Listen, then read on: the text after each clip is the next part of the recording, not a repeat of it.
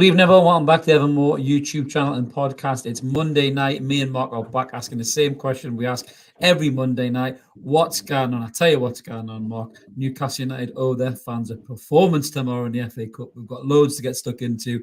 Not at least talk about the debacle that was Saturday, but also look forward to tomorrow night in the FA Cup. And hopefully we can get a bit more FA Cup magic than poor old Maidstone, mate, who look like they are out and buried at the minute. What, the 3-0 down? They are 3-0. A huge bang in the background is the cat. It's probably your cat causing bloody chaos.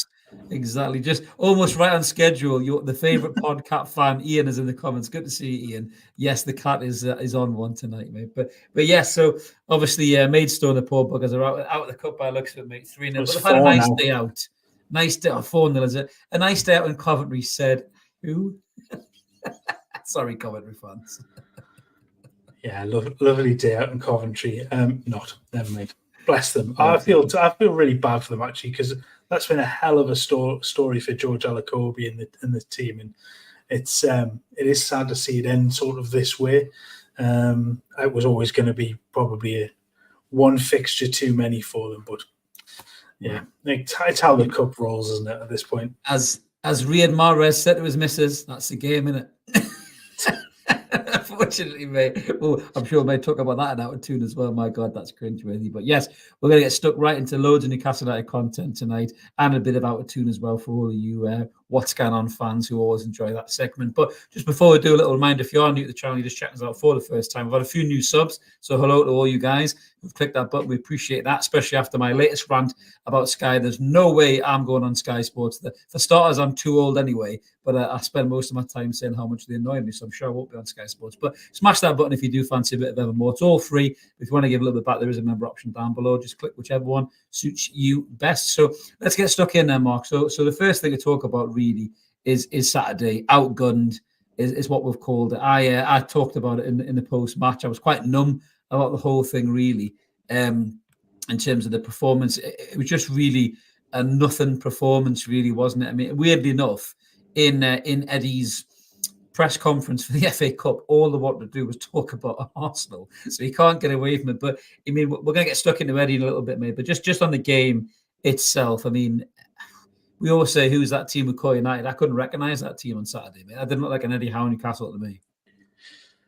There was just nothing there, was there? I mean, really, until Willock came on. He's the only positive you can take from that game on Saturday. It was pretty much utter dominance from Arsenal. 70-odd% possession in the first half. Yeah, I think Newcastle got it back second half and sort of dominated possession, had more possession. Arsenal had just switched into first gear and decided they weren't going to waste their time. So, look, it was. I said to you, didn't I? I said you couldn't think of anything to say, and I just responded and just said expected. I expected a result like that.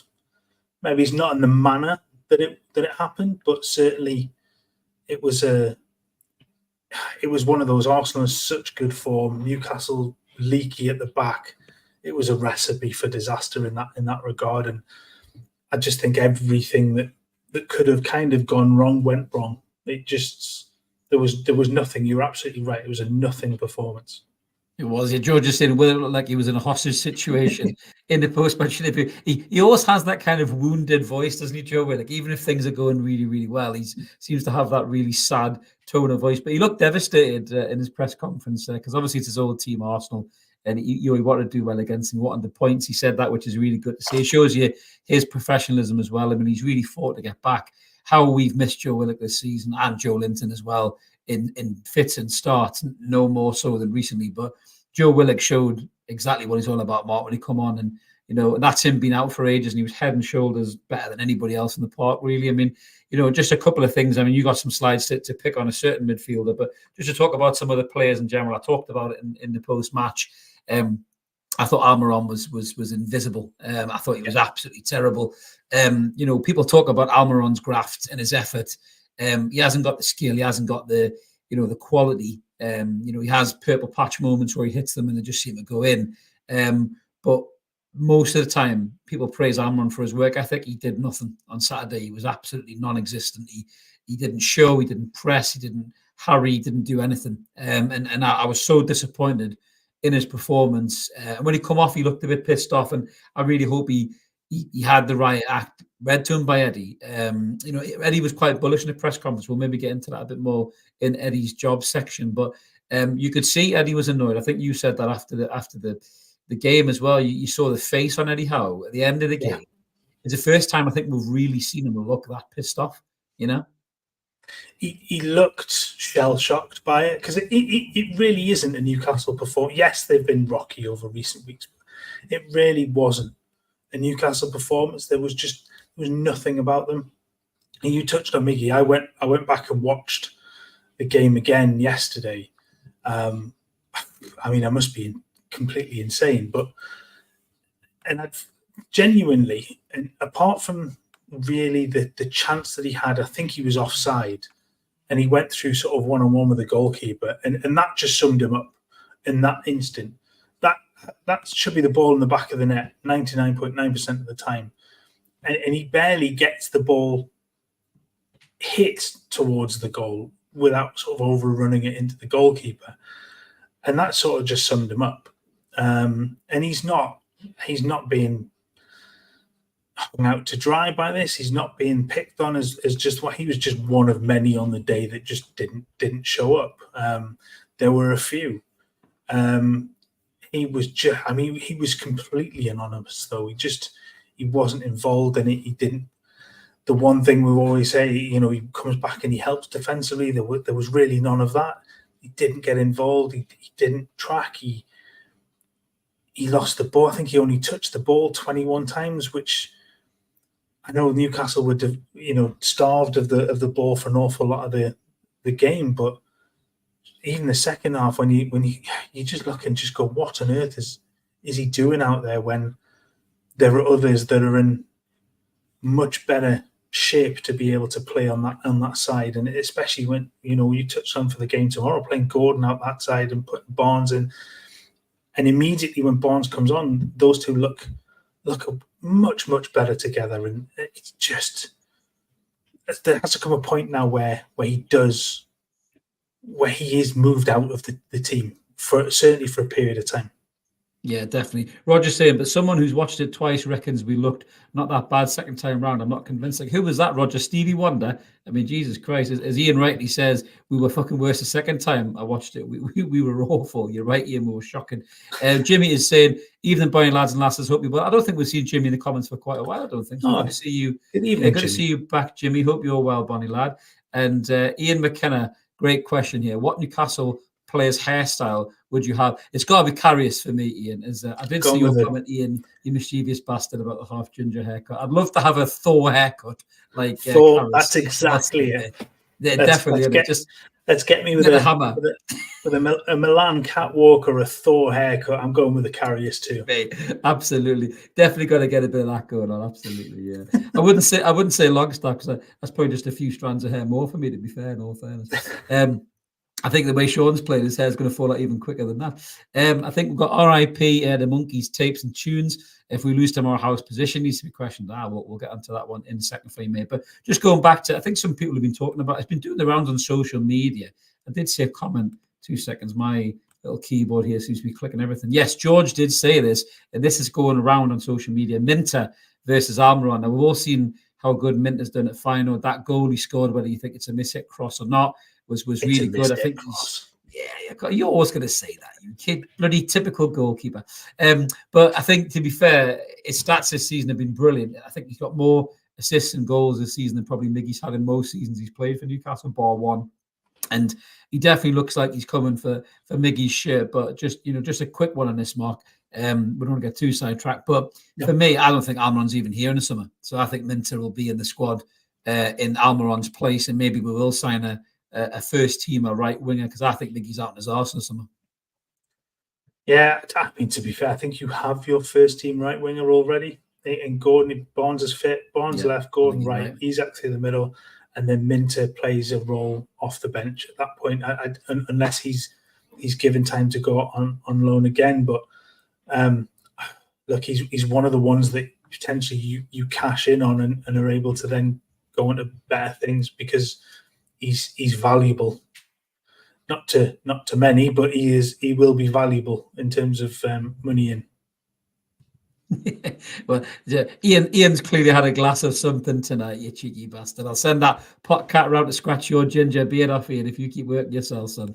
But yeah, I think you're right with what you're saying, mate. I mean, I think, you know, when you look at games like that for Almiron, he's so far off the quality in that pitch. I mean, that was a reality check for us, I feel, against Arsenal. You know, if you think about the last couple of seasons where we've played them, even last season when we got the 0-0 draw down there, you know, we were horrible to play against. We were shit house and we were time wasting. We were winding old Lego head up and all the rest of them as well. But we rocked up there and we almost just looked like we were going to get beaten. It was a question of how many goals that we're going to get beat by. And the game was way too big for certain players. And I mean, you know, we'll get into this in a second because you got some really worrying slides there, just you know, just to kind of show that. But you know, even the likes of Louis Miley, who I think I said in the post-match, it was the first time Louis Miley looked like a 17-year-old lad.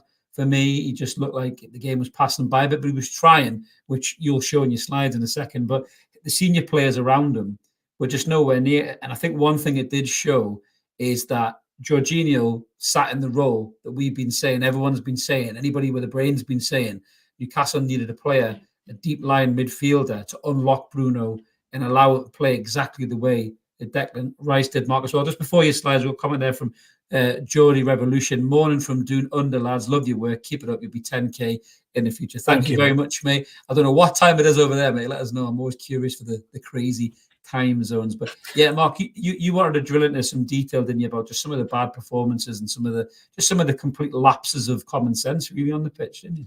Yeah, just before I do, just bring up this. I'm going to go with hyperbole.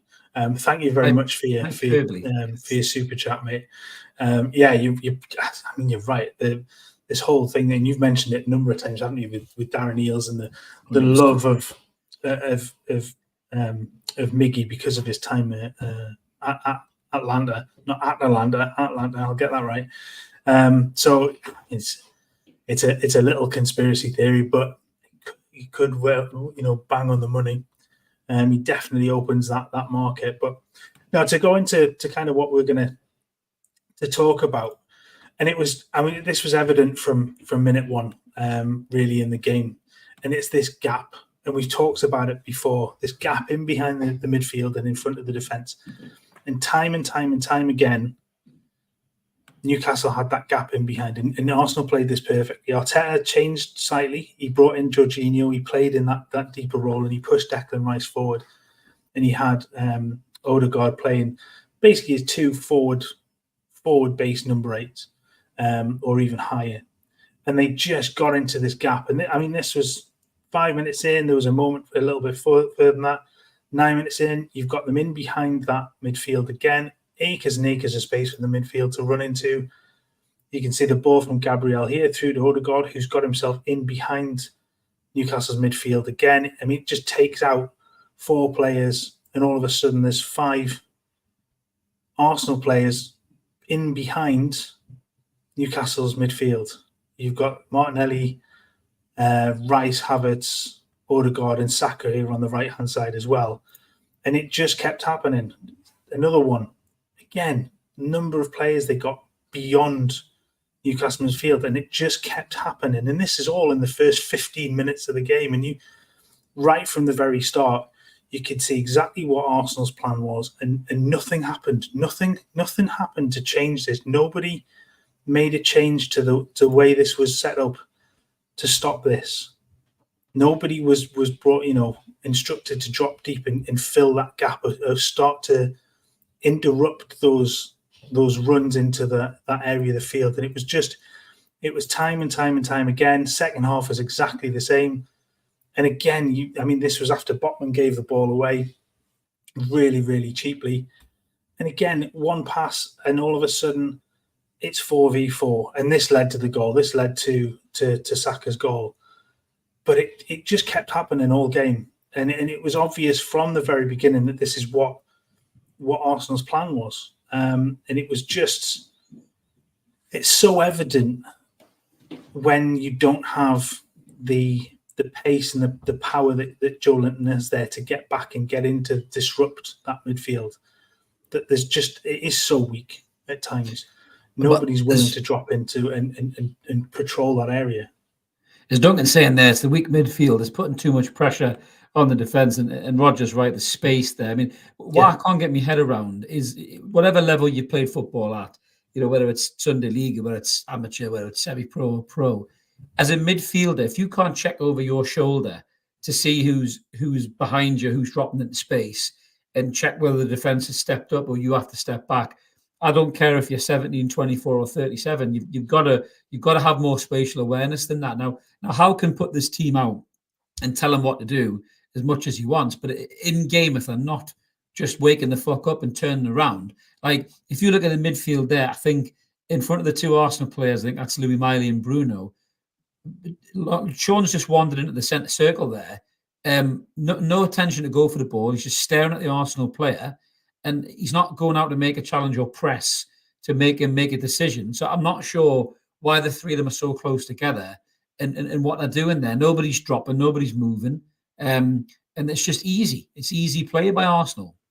What gets me is where's the communication from the back? Shane Botman can see that. Why aren't they screaming at them and saying drop or step forward? Yeah. Exactly. On the Longstaff subject there, and this was this little intricate little bit of passing from Arsenal. Saka, Megs, Louis Miley. It then drops. At least he's gone though. What? At least he's gone. He makes the effort to try and get. You can see Bruno makes that run. Sort of, I've highlighted the lines of the runs there, so you can see Bruno steps in to try and prevent the pass forward, which gets into Odegaard. But then he's got all the time in the world just to turn that ball round the corner for Declan Rice running through. But what gets me is Sean Longstaff can see this happening. Sean Longstaff has got perfect vision of what Declan Rice is going to do next. He can see him move, and he doesn't. Yeah, he's about 10 yards behind him, and it's that time and time again. And this isn't just on Longstaff, because I think Botman here is equally at fault. Both of them completely asleep.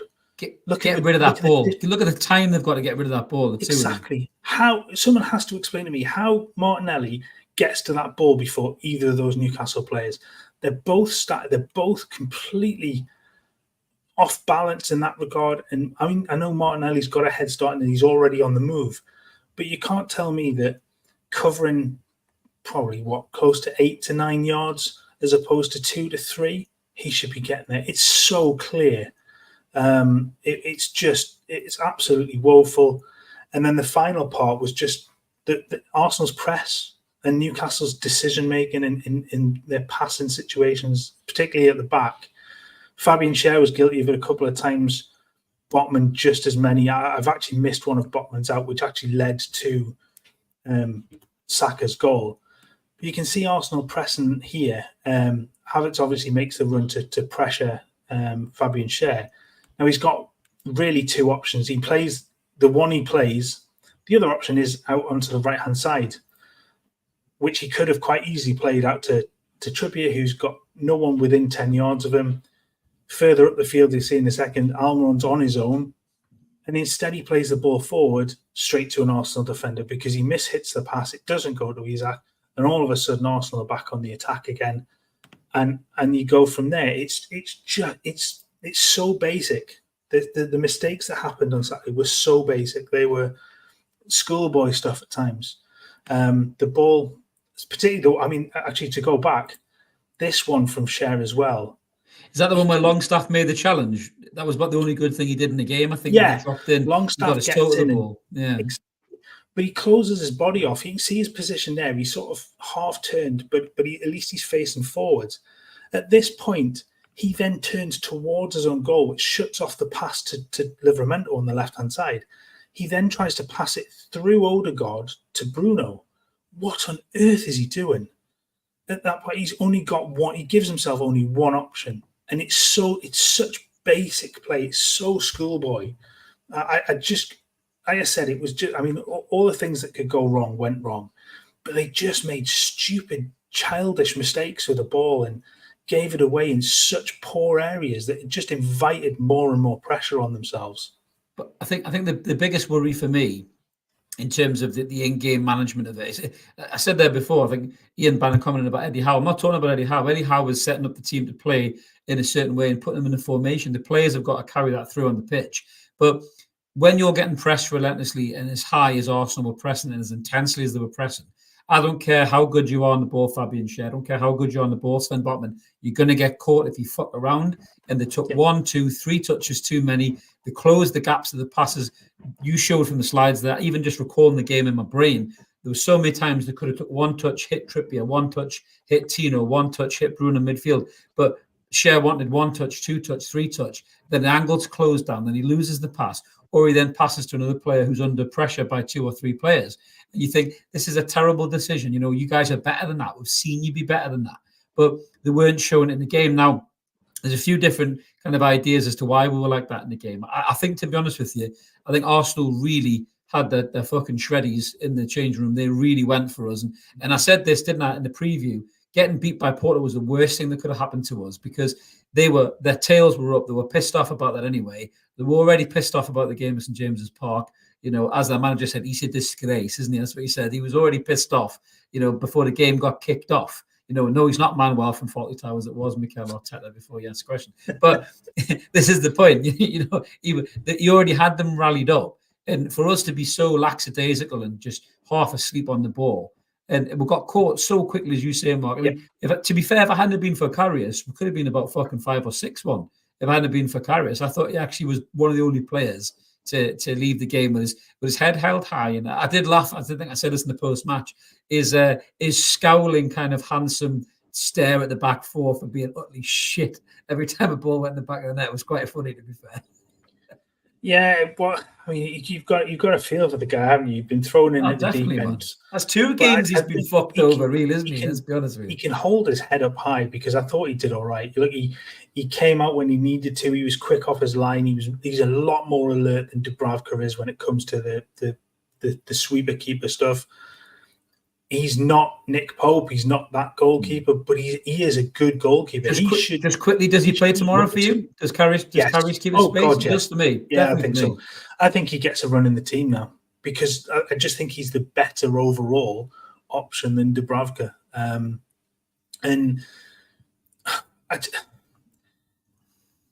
a lot has to change from that performance. And I think, I mean, Eddie was right. He was quite harsh, which is one of the first times I've really seen that as well in his post-match stuff. He's really not held back on them because there was nothing to get excited about in that game. That everything they did wrong. And like I say, it was just some really basic stuff. And those are things that Premier League footballers shouldn't be guilty of.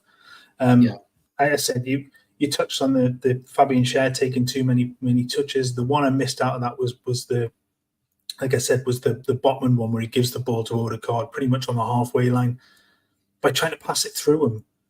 And he's got options, and you can't do that. And against a side that will move with pace so quickly, you just can't do that. And you can't give the ball away in areas where you're immediately under threat. But just breaking news, Luke has come back and said, turns out Gladiators was shit. But did you enjoy the scenery, though, Luke, is the question. Never mind the TV show. Did you enjoy the scenery, mate, as well? Yeah, Apollo was not my proudest wank, says George. But I agree. Do you know, I did watch him, right? Apollo, he looked like the kind of guy who would do your tax returns. He was fucking huge. He's about 7'2" or something, but he didn't particularly look like ripped or nothing. He just like, you know, he does your taxes or something like that. You know what I mean? But yes, it's a shame he didn't enjoy it, Luke. I hope you enjoyed the ladies, though, mate. But yeah, going back to obviously Newcastle, we'll quickly wrap up the game, then we'll move on to talk about Eddie.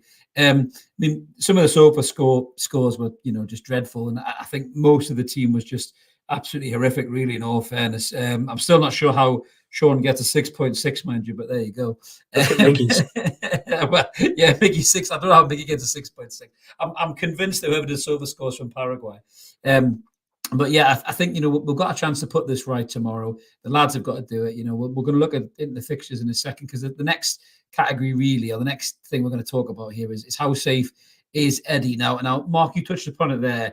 He was very bullish in his press conference, I think he was asking difficult questions by some of the only journalists who actually seem to be putting those questions to him. I saw some ridiculous shit on social media. I think it was Luke Edwards was basically rallying to the defence, I think, of Eddie Howe after the game, where it was very, very tetchy anyway. And I don't know what Luke Edwards was hoping he was going to get, really, but he obviously got tirades of abuse. Now, social media is funny, especially X. I nearly whipped our whole account off X the other day because some people on there are just looking for scraps. It doesn't matter what you say. You could turn around and say, oxygen is good for you, and some fucking idiot would argue and tell you it's not. That is X, really. It's one of the most vilest platforms going. But I didn't agree with what Luke Edwards was saying. A lot of people were saying it was very weird, it's very stupid. But Craig Hope was quite strong with him in the press conference and asked him a lot of difficult questions. And to be fair, Mark, as you're right, Eddie came out swinging and he said things like, yes, the team is playing for the future. And, there's not one aspect of that team or that game, that I was impressed with. And after the press conference as well, he was very, very on Eddie Howe, wasn't he? He looked pissed off. And I, for one, I'm glad to see that. But the question that we were asking before, we come on and do the show is, how safe is Eddie? Do you think that's a sign of pressure showing a little bit, why he's kind of lashing out a bit? Or do you just think that performance was one too many for him? Yeah, I saw your message earlier on to somebody on X about, they put Eddie Howe's not under pressure because of the back. Look, you're right, absolutely bang on the money. Every football manager is under pressure because at the end of the day, it's a results game. Take out of the cup results, Newcastle have won 3 of 12. Going back to that's relegation for them. The two wins against Chelsea and Manchester United in late November, early December, and then it's 3 wins since Fulham, Villa, and Forest.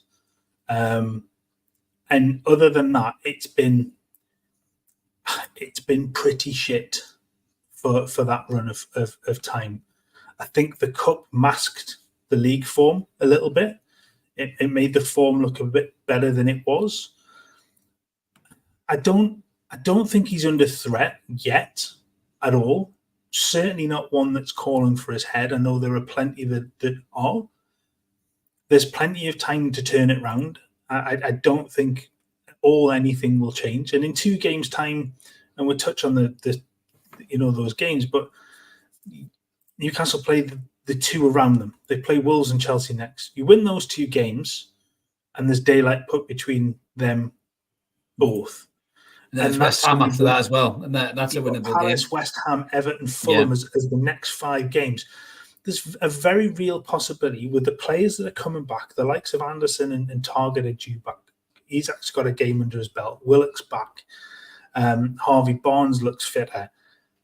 There's the real possibility then that Newcastle come back out, come out fighting, and put in a run of games. And they do this. You have a run of poor games, and then you bounce back with 5 wins on the spin. So there's the very real possibility that could happen. Yeah. And if that does happen, all of a sudden, all the crap that we talked about becomes almost irrelevant again, and we're back to the European push again. And we were there a couple of weeks ago when we were talking about it. It's not a million miles away. I do think there's pressure there. I do think he is feeling it because you can see the fact that, they now sit 10th. But the points are the key, I think. There's still a small enough gap between where they are and those sort of Europa places or the conference places. The gap's tiny in that regard. So it's not too bad. Champions League is gone. That's a definite. But the other ones aren't so bad. Champions League's completely gone. Just before we move on to the next bit, Hyperball again has gifted 5 more memberships to everybody. So fantastic, Hyperball. You're absolute legend. You're honestly you're like the Bob Geldof of this channel, mate. You just keep giving. I tell you, that's absolutely fantastic of you. So big shout out to Hyperball. But just on the Eddie Howe thing, and we were talking about this obviously when we were setting the show up and we were doing the topics and everything else. And I saw a great tweet. I think it was from Pooley Mags, I think, to give them a shout out, and they pulled up the statistic on Eddie Howe. Now, I wasn't in the Howe out camp. None of us are. Me and Mark certainly aren't in there. But I was getting a little bit concerned, a little bit frustrated about what's happening under him and everything else. And we found these stats really, really interesting, Mark Dibmer. So these are basically after 25 games in Eddie Howe's tenure at Newcastle. So obviously, when he first kind of come in, it's 25 points, scored 28 goals, conceded 45, goal difference -17. And obviously we finished 14th. That was the season he kept us up. Then the next season, the full season, he got, after 25 games, 44 points, scored 37, only conceded 18, which is massive. And we'll come on to why that's massive in a minute. Goal difference of +19. And that's when we were 5th after 25 games. And we never really fell out of that situation. But this season, Mark, even though, we've talked about how we're not playing very well and this and that, after 25 games, we've got 37 points. We've scored 53 goals, conceded 41, which is where the biggest problem's coming from. So a goal difference of +12, and we're sitting 8th. I mean, those stats are quite incredible, really, aren't they? And when you start talking about the noise of Howe's in trouble, get him out, he's not doing the job properly, and you look at that and you think, actually, he's not actually doing as bad of a job as maybe some of us think he is doing. I think that the recent run just highlights what a difficult league, and I know that's cliche, but what a difficult league this is. And when you've had to contend with the number of injuries, and I saw another tweet the other day, which was Eddie's run out of excuses now, that you can't blame injuries, you can't blame this, you can't blame that. Fuck off. Of course you can. There are still injuries in the squad. You're still without Callum Wilson. He's just been out. Willock, Joe Linton, just Pope, back. Tonali, everyone forgets about Tonali as well. Missing. Yeah. Look, I don't like the excuse game, but I can understand why there's been a drop this season based on what's happened this season, because there have just been so many players missing, and especially during this period where, following the exit of the Champions League and those games in December, it's obvious why this has happened. Yes, there are tactical things that are wrong. Yes, we've covered those. We talked about things that he has to learn from, and he's got to put those right. Even when he doesn't have the fully fit squad to go with, there's options. There's always options on his bench, even if it is the kids. Klopp showed yesterday that throw some faith in them a little bit. He's got to be a bit brave already with the squad. I agree with Graham, though. I think he does need next season to see what he can do without the injury crisis. I think that's a fair shout, Graham. Yeah, that's fine. And as Tony puts in here, 8 of those goals were against Sheffield United. But that's very true, very true. But I guess the point is they're still scoring more. They're still attacking-wise. They always look a threat. Even the Forest game when it was backwards and forwards, it looked awful at times, but they're still going to score goals. I just think that they've come up against it this season where the storyline has been sort of taken away from them because of the injuries, and the extra games in Europe, the extra travel, and I know somebody sort of pointed out a few weeks ago that actually Newcastle haven't played that many more games at that stage than they had the previous season. But it's the extra things like the travel, the extra midweek games where you're not able to train as much and stuff and properly prepare. But I think we probably are going to end up having to wait until next season to be able to kind of judge further, get rid of some of the crap out of the squad. Well, I agree with Luke. That I think Luke's hit the nail on the head. That's the biggest issue for me with the squad. Obviously, losing Pope and Joe Linton is massive because I think we put a tweet out there or a post out there about that. I don't think many people appreciate how valuable those two are to this system until they've been missing, and you can see the sizable differences. And the shithousery as well comes from those two, predominantly comes from Pope tying his laces fucking 19 times a game, and Joe Linton rattling into players left, right, and centre and putting them in the advertising boards. But Luke's hit the nail on the head. That defence is, 3 of them are over 30 now, and age is starting to catch up on some of them. I think definitely on trips. Even though he's still got that quality, he's still got that brain, that ability to whip the ball, some of his positional sense, some of his, up against pace, he's in trouble. Burn, since that back injury, has looked like he's lost a yard, and he only had a yard to start with, so now he has nothing. So that's a big problem. Botman's look shaky. I mean, this whole playing through an ACL thing, Mark, is fucking beyond me. It really is. I mean, how in 2024, with the medicine and the treatments that are available to Premier League clubs, how the fuck are one of our best defenders, if not our best defenders, been playing with an ACL injury is absolutely astounding to me. That there's talk about, there's an argument behind the scenes as to some people thought he needed surgery, some people didn't. They've left it to the player. The player obviously wants to play, and he's just played on. He's probably done himself more damage. I think Sven Botman's carrying an injury, and I'd be shocked if he doesn't have a major surgery in the summer that might even take him out towards the start of next season, depending on how the recovery time is. But the defence itself, I agree with Luke. It's lacking pace massively. Tino gives you that pace, bringing him in. I still think we need a right-sided centre-half that can give you more pace than Cher gives you in games where you need that pace. And again, you know, the invisible man of Lewis Hall, Mark, what's going to happen next season? Is he going to get a game? What's going to go on? Because he's got pace. Yeah. And go into that question. I came up with a theory the other day of that I'd seen a sort of note that had suggested that he will get signed as an academy player for next season. When he is signed permanently, and that will forego the effect on FFP. And is that why he's not playing? Because he can't play over a certain number of games during the season. I don't know what that line is, or if there is one.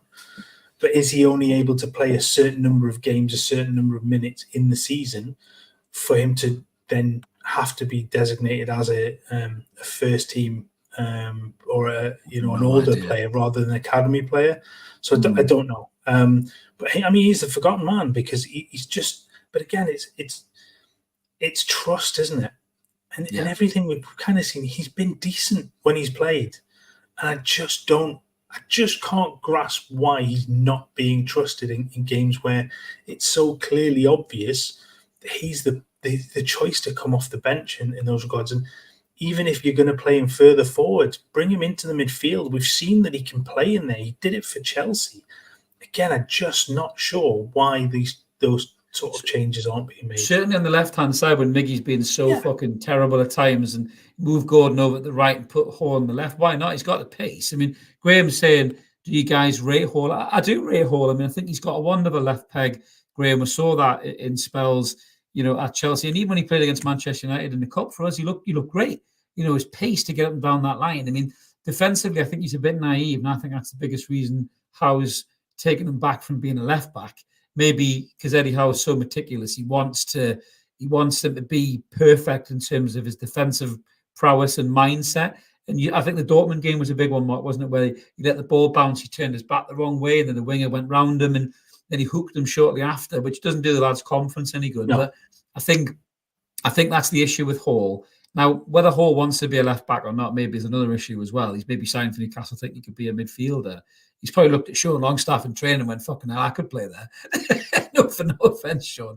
But, you know, he's maybe that's what he's thinking. But players change positions all the time. Look at Joe Linton. Came here as a striker, and then he's ended up being a fantastic box-to-box midfielder. Gareth Bale, left back to a left winger. Players change positions all the time, you know. And Lewis Hall, I think, if he knuckles down and makes that left back position his own and works on his defensive capabilities, I think, honestly, this might sound hyperbolic. Big shout to you, hyperbole.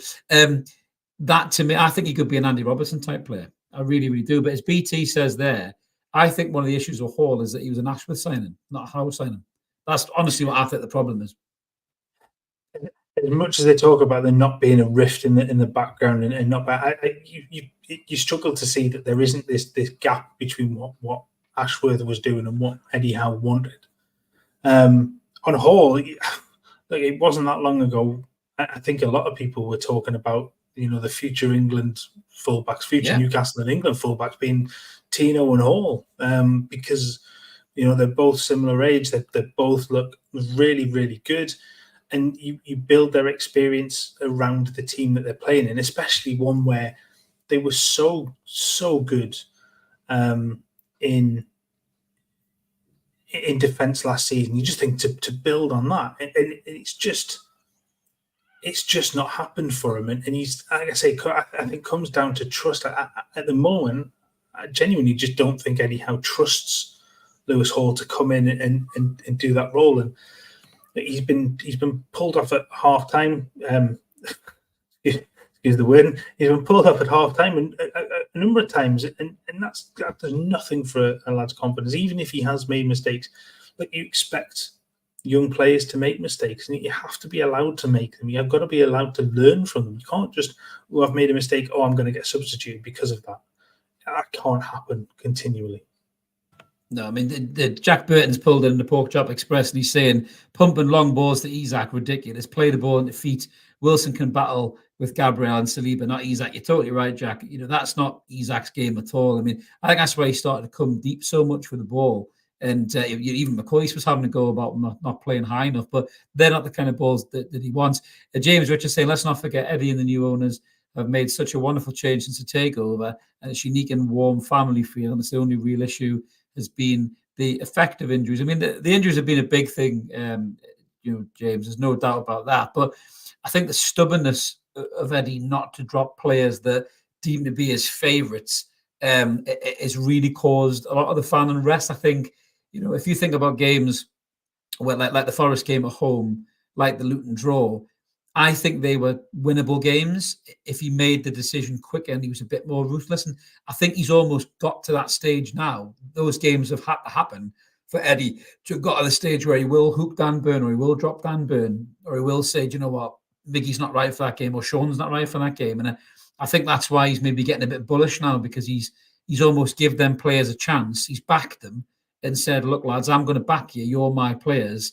I believe in you. And then they've put in crap performances, and it's put more pressure on the manager. And for me, I'm actually really happy to see that side of Eddie, Mark, because this is the kind of thing that does get managers sacked. Managers are very loyal to players, and then people use that phrase down tools, and the players don't perform to the best of their ability. Manager gets binned. It fucking winds me up, because a week later, them same players take the pitch and they're fucking world beaters again. You think, you shithouses, you didn't play for that manager for 3-4 weeks in a row, and now all of a sudden you're playing class. But I think one of the big reasons we've had a problem as well with the squad, going back to the injuries, is a lot of these lads know they're going to play week in and week out now. So complacency's crept in to likes of Longstaff and Almiron maybe, and even Byrne as well, because they almost think, oh, we're going to play every week.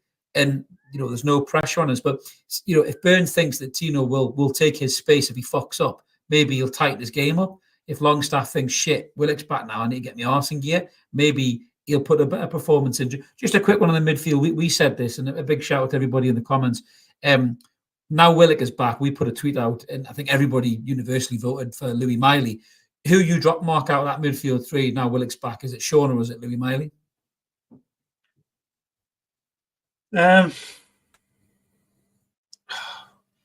Going on form, I would say Sean. I just think you've sort of hit the nail on the head. That there becomes complacency in the fact that he knows all he's going to start every week, and his performance just isn't there. He's not. His couple of goals that he scored the other week kind of masks what's gone on. I just think he needs rest is one, but I also think Lewis Miley needs a rest too. I just think they need some time out of the side, but it's so difficult without the squad there. I think as soon as Anderson is back and fit, you'll see both of them rotate and come out of it like that. But yeah, I think for me tomorrow, if Willock is ready to go and ready to start, I think I would bring Sean out of the side and give him a rest for the weekend. Yeah, definitely. It's going to be a tricky one. It really, really is. We do have a new subscriber who is not a Newcastle fan. Looks like a Guna Gallerin. Hi, new subscriber. Sending best wishes. Well, thank you so much for subscribing, Guna. You're more than welcome here. Although we're a Newcastle fan channel, we welcome all fans in here. And to be fair, the Arsenal fans, it must be said, Mark, we did say it after the post-match. I think the Arsenal fans were good as gold in the comments. The ones that we had, they were very good. They were very engaging. They weren't gloating too much. They weren't being arseholes about it, unlike some teams in the northwest, Liverpool and Everton, who generally were vile in most of the comments that we had. We even had to take one video down with regards to Everton because the abuse was so ridiculous that we just thought we can't be bothered with this crap anymore. But the Arsenal fans were good as gold, and They deserved that win. They were brilliant, you know, and I Yeah. hope that they win the title, because I'd love nothing more than to fuck Jurgen Klopp's farewell tour sponsored by Sky Sports over. So if anyone but Liverpool could win the league, that will do for me, Gunnar. So thank you so much for jumping in the comments. We're coming there from Life Goals. Love that handle. Target was excellent during his loan spell. He can also take free kicks. Maybe someone were missing a tad more than we realised. You know, Matty Target was a funny one, Mark. You're a big fan of Matty Target. And he was great on that loan spell, as Life Goals absolutely says. And then when we signed him permanently, he seemed to drop off a little bit, didn't he? But then Eddie had this thing in his head saying, you know, Dan Burns my left back now, and then Matty Target was just kind of shifted out to the side. I mean, I like Target when he's fit and he's firing. I think he's a cracking left back. He's not so much of an attacking left back, but fucking neither's Burns. So, you know, there's room for Matty Target, isn't it?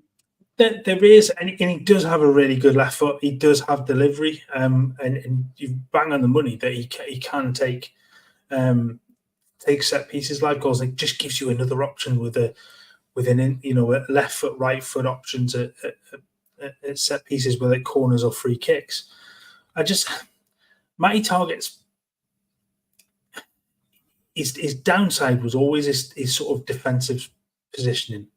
I always think he lacks slightly in that regard, but he does have a bit of pace about him. He does get up and down the line. If you go back to his days with Villa, he worked quite well down the left-hand side, overlapping when Jack Grealish was there. So working with him and perhaps somebody like Harvey Barnes, who we know wants to sort of come inside, then I think that could work really well. And let's say just that little bit more pace, obviously, than Dan Burn. He's got a little bit more about him in that regard. I think he's better on the ball. I tell you what, I'd love Grealish at Newcastle. Sorry, mate, just to jump in there. I'd love Grealish at Newcastle. You know, I think he'd be fucking outstanding for us at Newcastle. He's the kind of player we'd love. I just think because he's cheeky, he's got that banter about him, and the fact he can just beat a player the way he does, I'd love him. I'd love him. Do you think he would be accepted after his comments about Mickey? But fuck me, we've all agreed with him since then, mate. I know. I think he would be given a hero's welcome. How shit Mickey's been recently, to be fair, mate. But yeah, it will certainly be interesting. Yeah, see the comment there from Life Goals. Yeah, Mark's choking on his own ambition here. Phillips has been bust for West Ham so far. I think one of the West Ham fans called him a Yorkshire pudding. Life Goals, which was one of the funniest things I've ever seen. The West Ham fans had some absolutely brilliant banter in all fairness. But yeah, so moving on to the next one, mate, is FA Cup or bust. If you've stopped choking to death there in the corner, are you good? Are you sure? Somebody sent help for Mark. Somebody sent an ambulance. You might need to wait a while, Mark. We're not getting into that. We're not a political podcast. But FA Cup or bust is the topic we're talking about. And I think just looking at the league table, looking at the form, and you know the way they are struggling, and I think the league form is going to yo-yo. I think until the end of the season, I don't think it's going to be a consistent run. I think we're going to be good, bad, good, bad, good, bad, good, bad. You know, we'll be lucky if we finish maybe in a Europa Conference position in the league, but the cup represents not just a chance to get into Europe as well and safeguard that, but also a chance to win a trophy. And if Eddie Howe can be the Newcastle manager that lifts a trophy, I mean that's him. That's him fucking done something that, you know, even Keegan couldn't do. You know, so this season can still be salvaged, Mark, by winning the FA Cup or getting to the final. Even would still be deemed successful. Hopefully, we would win it. But do you think it's FA Cup or bust? Do you think if we go out tomorrow, a lot of people are saying, do you think that's a real trouble for Eddie Howe and the club? I think it's a huge blow if they do get knocked out tomorrow. I think given Blackburn's form, it's not particularly great as well. I think that would be massive, and really it does raise more question marks. I do think Newcastle have too much tomorrow. You'd like to think so. Yeah, I mean, I think he goes full strength as well, Mark. I think he goes full strength. I think he goes out to win that game. Yeah. If you go half cocked, you know what happens, and you get turned over. Playing championship sides isn't easy. There's plenty of Premier League sides have come unstuck by going at these games thinking, well, it's going to be a walkover. We'll stick 6 or 7 new players in that we've never played together before, and it ends up going wrong. And I think that could be the case. I just think the lack of another competition going on, I think that he has to go and try and make the last 8 for this, and you're only then a couple of games away, and you get a decent draw. Coventry had gone through tonight. That would be it's not an easy draw, but you'd like to think that one would be a good one to get. I can't remember who else is actually still in. You've got Bournemouth and Leicester. Leicester are obviously doing well, but you kind of fancy your chances up against them. Wolves and Brighton play each other, so there's a potential to pick up one of those as well. There's a possibility of another Wembley trip at the very least for the semi-final, isn't there? And one game, and the great thing about the cups is that you can get rid of the league form. We've seen that already over recent weeks. You get rid of the league form, and it becomes a fresh start for 90 minutes, and you put everything out on the field, and you hope that you get the luck of it for it. But it's got to be a great opportunity to get into. And you get to the final against one of the top 4, and then Europe's potentially there, depending on the league and stuff. So, but the cup run, does that then drive league form too? Possibly. It has a knock-on effect. Yeah, it has a knock-on effect. I mean, I think as well also it'll help boost the UK economy, because I think all the London bars are still counting the profits from when the Geordies came in and drank the place dry, to be fair. So I think more Geordies at Wembley, London, to be bouncing. Jason Brown is saying he worked and lived in Bournemouth for years. Many friends told me Eddie Howe was great but inflexible with formation and players. Sounds familiar. Sussed out in the Prem and will burn out. Are we seeing that now? So I really like to hope, Jason, that Eddie's learned his lesson. He went on this kind of year-long sabbatical. By the way, what a great ITV show that would have been.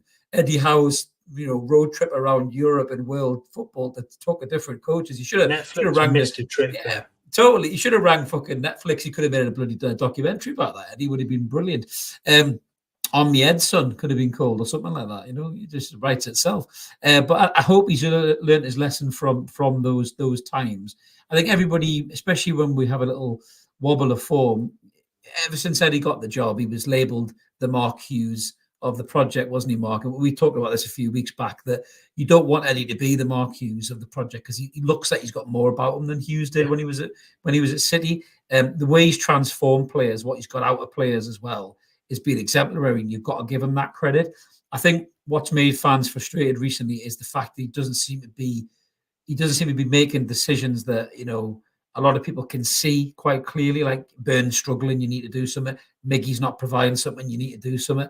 Why aren't we changing things around? Now more players are back, there shouldn't be any reason why he can hide behind those excuses anymore. But I do think, like the bullish nature of him in the press conference, we may see some of that coming from Eddie, and hopefully he won't make those same mistakes again. Jason, David saying Grealish was proven right. We should beat Blackburn. They are struggling. We need to win a trophy, get that out of the way, and build like Man City done. Absolutely. I think if this regime gets the first trophy in the case, they'll get hungry for more. And I really think it might add to investment in the team as well. BT saying it'd be good to get a home draw for a change too. Bloody right. I think the summer's a big one, Mark. We talked about this, and a few of the guys have mentioned this already in the comments. In the summer, obviously the financial fair play rules, I think, we're going to be a little bit slacked. They're already morphing into PSR. People are talking about it and everything else. We're going to have the selling money and the Adidas money. Obviously this season isn't done yet. We're talking about the FA Cup or bust for this season, but if we don't win the FA Cup this season and we do finish 10th or something like that, is there a good chance Newcastle can totally change the dynamic of this squad in the summer? And the more important, do you think we'll have to, especially if we finish the season like that? Yeah, yes to both. If it's not the end of the world if you finish 10th and go out the FA Cup. It's not great. It's not the end of the world. I do think potentially one or two leave that you don't want to see leave. I think there's the potential that Bruno may go if I think that might be on the cards. Yeah, I think so. But then I also think that you completely have a revamp. You see the likes of Lascelles disappear out of the squad. You see Wilson, Almiron, Wilson probably go, Longstaff. Almiron, maybe Longstaff to a point there as well, and you see a lot more come in and bolster every area in this squad too. I agree with that from Joe Linton. If Bruno goes or stays, it depends on ambition. If Bruno sees top players coming in, he'll go, do you know what? Yeah, I'm here for it. I'm staying. He's young enough to have a season away from European football. It's not. If he was 28, I'd be good. And I would understand you want to move. He's young enough to still have a good 5 or 6 seasons at the peak of his powers in European competition, playing in the Brazil squad. What he wants to do. I know he loves it. You can see from the way that he's his family and him and everything's dad and all that. Yeah, he doesn't necessarily want to leave. I just think that depending on who it might be that came in from that might twist his arm a little bit. But yeah. I think he does believe in it. I think you can tell by the way that he gets revved up in games and the way he has so much passion. And I just think he needs help. We know Bruno at his best. We've seen it. He just needs help around him. If Tonali stays and Tonali plays next season, that's a big boost. If Joe Linton signs a new contract, if those three, it's all ifs and buts. But if those three hadn't been suspended and injured and everything else, if those three had played the majority of this season, they're not going to affect this. Louis Miley probably doesn't see as much game time, but Louis Miley still has the quality, and he probably would come in and have little cameos, and we'd be like, "Fucking hell, he's a good player." But if those three midfielders had started the majority of the games this season, I honestly think once they hit their stride, you're talking about one of the best midfields in the Premier League with the quality that those three players would have playing in tandem together. Once they figured out each other's games, I think they would have been fucking phenomenal. Imagine a midfield three of Tonali, Joe Linton, and Bruno at the Emirates in full tilt. We wouldn't have got battered like we did on Saturday. We wouldn't have been shoved around like we did on Saturday with those three playing together. No, I mean you're right. If ifs and buts, you could say that about many of the players in the squad. If players don't get injured, if Isaac hadn't been injured and all sort of stuff, and Barnes doesn't miss most of the season so far. I completely agree. I think Tonali is such a big miss because of the kind of player that he is. He's mobile. He'll put himself about. He will sit in that deep role of Astu. He can play as part of a two. He did it. We talked about this when he signed. He can play in that double pivot. He can drop them when he wants to. He can go forward. Yeah, he's very much a modern day midfielder. I mean, Barnes, you mentioned Barnes is another one. If Barnes hadn't fucked that toe of his, Barnes is a game changer. He's a match winner.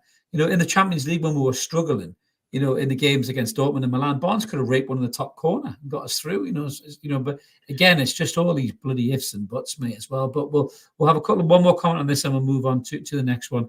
A. James Richards saying, I think Bruno loves the club too much to leave, but if you convince us from the season with the bonus, the new incomes and the return of Tonali, hopefully we can convince him to stay. But Mark's right, if a certain team in Barcelona comes in and maybe puts a bid in for him, we may not get a chance. But Barcelona are also looking to exchange players, swap deal with Rafinha or something. Who knows? Could be worth it. In the long run for Newcastle if they get another player in the offing. So moving on to the last category. Just before I was going to say, just before you go on there, when we get to the summer and we are looking at transfers and who comes and who goes, the one thing that has to happen in the summer is that Eddie Howe has to be ruthless. He has to step away from this love of his favourites at this point and has to be ruthless in who he lets go and who gets contracts and who he brings in to replace others and start having those conversations around position in the squad. So whether they are starters or whether they're going to be you're going to be almost designated as a bench player for next season and going to be an impact sub. I think he has to be ruthless this summer with all of that. Yeah, I think Graham's right. If Joe Linton stays as well, I think Bruno will want to. Yeah, they've got a good friendship and relationship there as well. Right. So now I can move on to Out of Toon, Mark, if you're done with the last point. Yes, all right, mate. You love pulling the handbrake on me like that. So yes, Out of Toon. This is the time when we talk about things that aren't quite Newcastle United. So I suppose there's only one place to start, really, Mark. I've obviously had a rant about it, and it was the huge Carabao Cup game final at the weekend. And many people will say we were a Kieran Trippier mistake away from being in ourselves.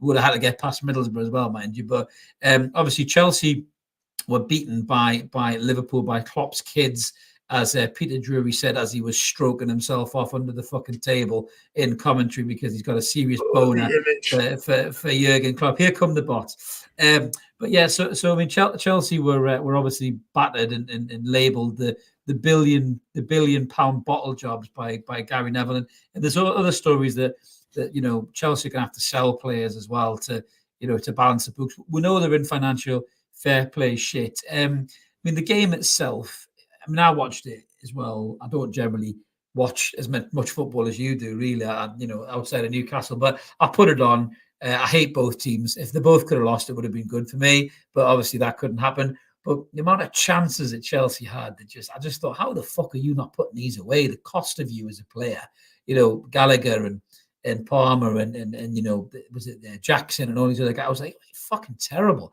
So they kind of deserve to win. I won't go back all over on my rant and everything. But what was your take on it? Is it the worst result in history, as the Chelsea fans are saying, or do you think that's a little bit of hyperbole there from them?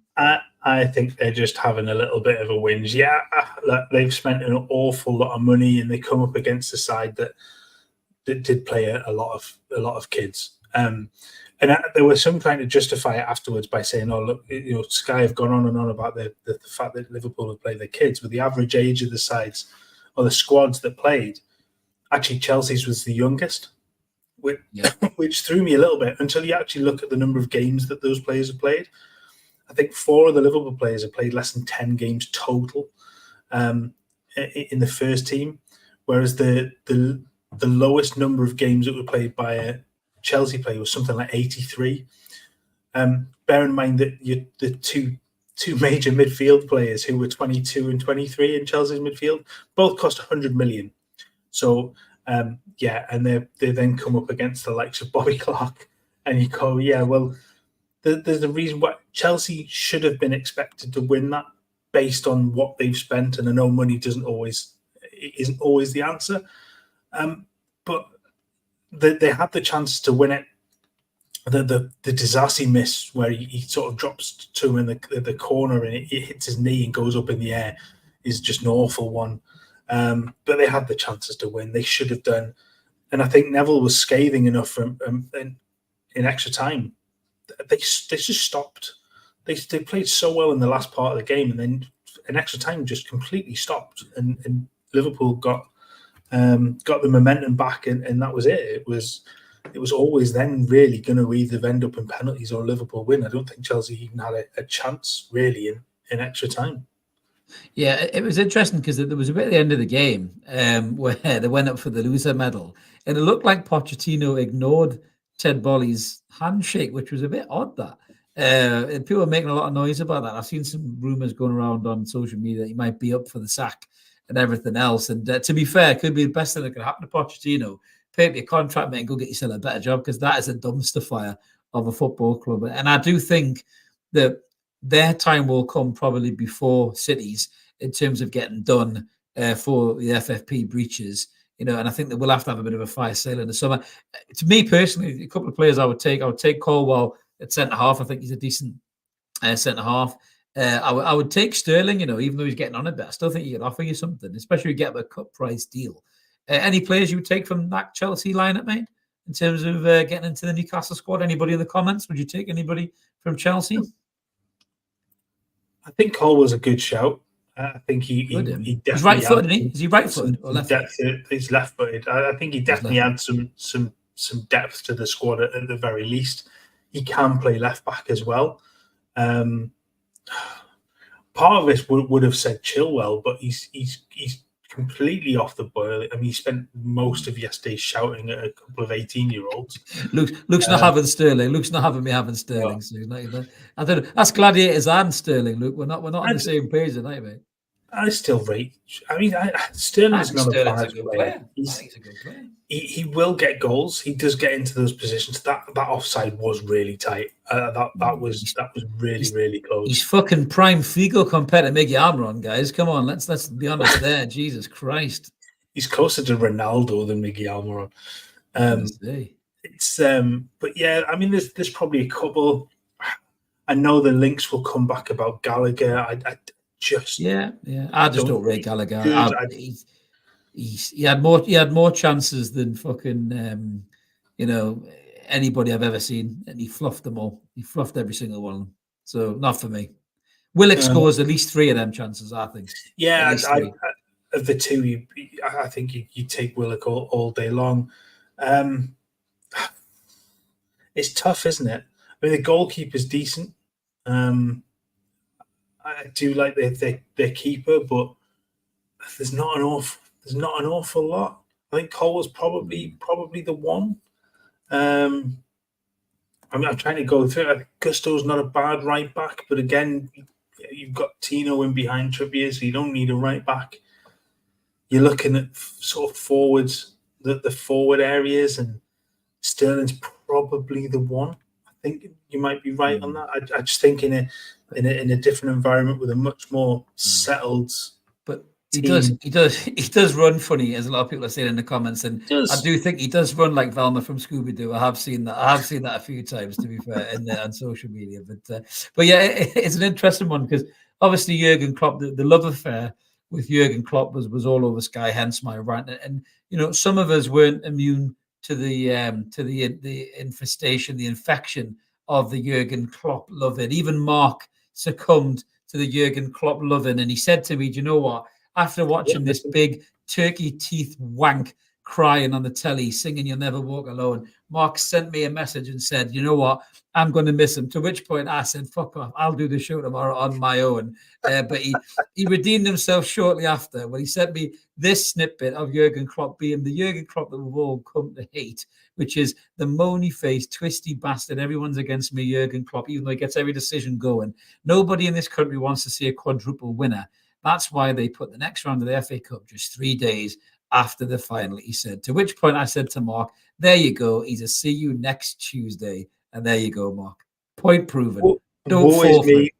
Woe is me, my team wins stuff, so we have to play more games. I mean, my heart bleeds for you, mate. Do you know what I mean? Exactly. So you take back your Klopp loving comment. I was disgusted by that. It's not that I love you. I just think whoever comes in isn't going to be as entertaining for all the wrong reasons. I think now, when Klopp first came in, I absolutely loved him. I thought he was brilliant. He's become this whingy old guy, and I think that's probably part of the reason why he wants to go now. But I just think we are going to miss him. We're going to miss hating him. So yeah, that's my reason for missing him when he goes. A bit like Mourinho. You love to hate Mourinho at times. And to be fair, Luke's saying we'd all love him at Newcastle. I mean, to be fair, if he rocked up at Newcastle, the game's that fickle, Luke would all think he was brilliant. I'd do my first video. I love Jurgen Klopp. Forget all about it, mate. That's basically it. I think Hyperball just summed it up perfectly there. He's an elite manager, but he is still a knob. Absolutely. Yeah, that's the thing. He is just a knob, really, isn't he? That's my biggest problem with him. But yeah, so moving away from the cup final, we're playing Blackburn and the FA Cup tomorrow, as if you don't already know. We'll be on doing post-match now, so make sure you tune in for that one, guys. But Blackburn sacked their previous manager, former Newcastle United striker, Jon Dahl Tomasson. But he's got a new job already, Mark. He is now Alexander Isak's manager because he's taken up the job. And Emil Kraft, how can I forget Krafu? He's now the Swedish manager. So I think that's really good because a former Newcastle striker who's always spoke very highly of Newcastle, even though he wasn't particularly successful here, being Isak's manager, that's quite good, that, because then, he won't be one of these international managers who, it does happen at times when they get in the players' ears and tell them they need to go play for a bigger club if they need to get more game time and international game time and all that. I mean, Isak's the main man for Sweden anyway, but I'm quite happy for Jon Dahl Tomasson. I think I hope he does a good job. Yeah, it's weird, isn't it? See Dane taking over the Swedish job. Is that like a Scot taking over the England job? It's an odd. I found that particularly odd, but because he's Danish, it's Yeah. Good luck to him with it. And he does have some good players in that squad. Jack thinks he looks like he's just walked up from a coma. No, that's Steve Cooper, isn't it? He definitely looks like he's just walked. Actually, Steve Cooper looks like he's been stuck in a lift with the worst smelling fart ever, and the doors have just opened. That's what Steve Cooper looks like. But, yeah, your dad Thompson does look a little bit surprised, George. Surprised to say. Yeah. No, but good luck to him, and he's got a hell of a forward to have in his ranks, doesn't he? So. Well, exactly. But listen, when you leave Newcastle, that doesn't mean your career's over. Contrary to what we believe, sometimes, just sometimes, when you leave Newcastle United, you could be a pretty average right back who did well in the Championship, who would have had your neck broken if Rondon hadn't picked you up in a previous Premier League game. And then sometimes, just one day, you could go on to be the captain that's telling Lionel Messi, Luis Suarez, and Sergio Busquets what's what. Yes, you one day could be DeAndre Yedlin. No fucker saw that coming, Mark. I mean, my word. Never mind Joe Linton's character arc. What the fuck is that about? That is exactly where I was going to go. If you think redemption stories are good, that's a hell of a one, isn't it? To be the captain and have them intent that are listening from them is just phenomenal. When I saw that, I howled with laughter because I was like, who saw that coming?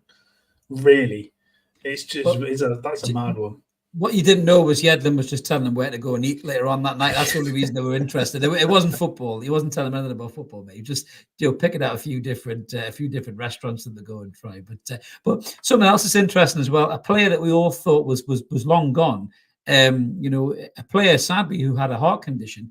Left Manchester City. Was a Manchester City great. Went to Barcelona. We were all expecting big things, and then to the surprise that he retired from football because of a heart condition. It was the great Sergio Aguero. But crazy news, Mark, that Sergio Aguero apparently has been past fit by his cardiologist to go back and play football again. And he looks like he's training with Carlos Tevez's team.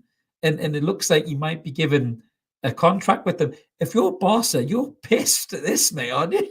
Surely, if this happens. If I'm Eddie Howe, I'm on the phone trying to get him to come to Newcastle for a couple of seasons. Mate, would you not? Would you not? How young does he look in that photo as well? It's very young. What is he, 35 now, isn't he? But if he can come back and play again, brilliant. He's such a good striker. That's a great story, not for Barca, but it's such a good story for him to know that he's been given the all clear and he could make his return. That's going to be a really good story arc as well. We like a good story arc on this channel, don't we? Oh, absolutely. We do love a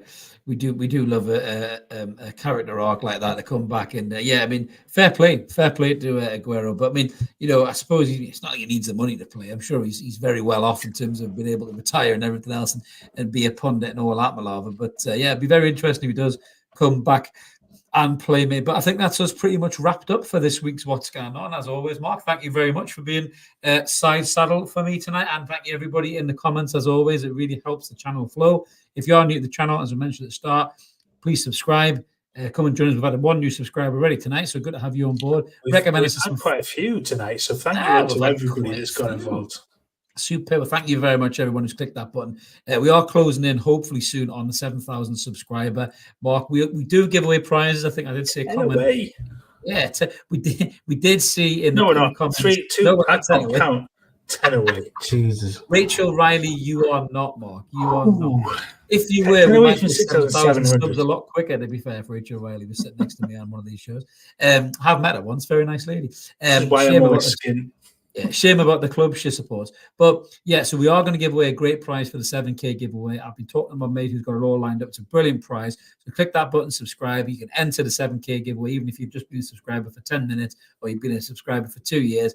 It's a great prize. So yeah, I recommend it to all the family and friends. Even if you want that prize, then they can win it and you can get it anyway. So that's how you play the game. But yeah, smash that button, guys. Like the video too. Help the channel grow. I'm going to be back tomorrow with post-match for the Blackburn game. Hopefully, it's off the back of another Newcastle United win and we're through to the next round of the Cup. But keep it evermore, guys. Have a great evening wherever you're doing, and we'll see you later. See you guys. Take care.